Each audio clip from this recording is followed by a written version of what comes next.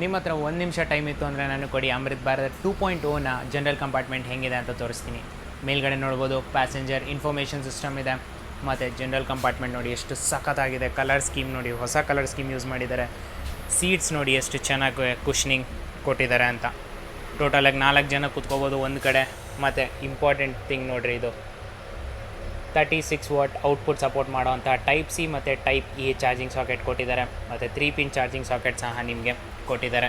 ಪ್ರತಿಯೊಂದು ಕ್ಯೂಬಿಕಲಲ್ಲೂ ಚೈನ್ ಕೊಟ್ಟಿದ್ದಾರೆ ಎಮರ್ಜೆನ್ಸಿಗೆ ಅಂತ.